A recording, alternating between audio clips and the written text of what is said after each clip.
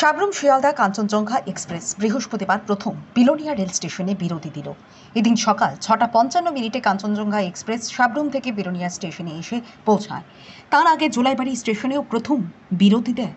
Belonia rail স্টেশনে বিরতি অনুষ্ঠানে কাঞ্চনজঙ্ঘাকে স্বাগত জানাতে উপস্থিত ছিলেন রাজ্যসভার সাংসদ রাজীব ভট্টাচার্য। অন্যান্যদের মধ্যে উপস্থিত ছিলেন মন্ত্রী শুক্লাচরণ নোয়াতিয়া, 3 বিধায়ক স্বপ্না মজুমদার, দীপঙ্কর সেন এবং অশোক মিত্র। এছাড়াও দক্ষিণ জেলার জেলাশাসক, জেলা পরিষদের সভাধিপতি সহ আরও অনেকে। সাংসদ, মন্ত্রী সহ আমন্ত্রিত অতিথিরা কাঞ্চনজঙ্ঘা এক্সপ্রেসকে বিলোনিয়া রেল স্টেশনে আসার পর স্বাগত জানায় এবং নির্দিষ্ট সময় বিরতির পর সবুজ পতাকা নেড়ে পুনরায় যাত্রা শুরু করে। এদিন সকালে বিলোনিয়া স্টেশনে মানুষের ভিড় ছিল চোখে পড়ার মতো।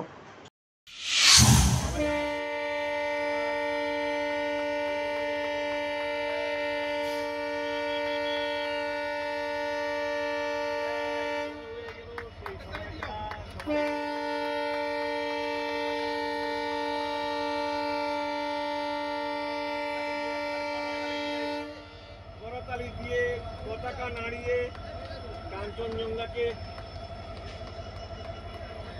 সাধুবাদ জানিয়ে আজকের দিনের সেই যাত্রা বিলোনিয়া স্টেশন থেকে যাত্রা শুরু হয়ে গেল। আপনাদেরকে সেই মুহূর্তটাই তুলে ধরার চেষ্টা করবো, যেহেতু চলে যাচ্ছে কাঞ্চনজঙ্ঘা বিলোনিয়া। এই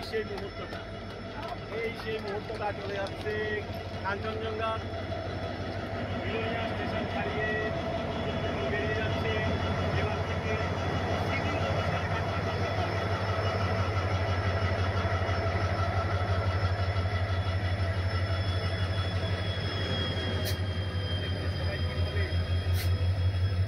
সহপাঠীর প্রতাপ রয়েছে, সফলতা রয়েছে। মানে শুধু আজকের দিনটাকে পত্রপত্রিকায় কিংবা ইলেকট্রনিক মিডিয়াতে তুলে ধরার চেষ্টায় আমাদের লজিস্টিক ট্রেন, সেটাও আমাদের উত্তর পূর্বাঞ্চলকে, আমাদের এই ত্রিপুরা রাজ্যকে উপহার দিয়েছে। এই উত্তর পূর্বাঞ্চল থেকে একটা বৃহৎ অংশ, আমরা জানি এই ত্রিপুরা রাজ্যে চা শিল্প,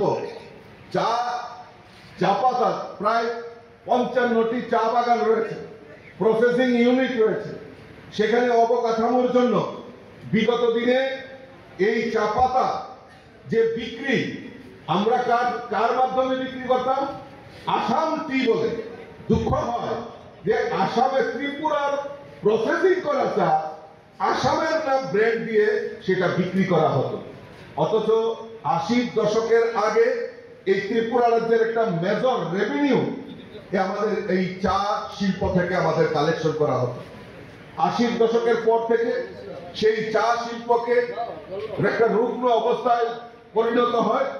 বর্তমানে আমাদের এই ত্রিপুরার চা, ত্রিপুরেশ্বরী ব্র্যান্ড নিয়ে এই ভারতবর্ষের বাজারে যাতে বিক্রি করা হয় তার ব্যবস্থা আমাদের সরকার করেছে।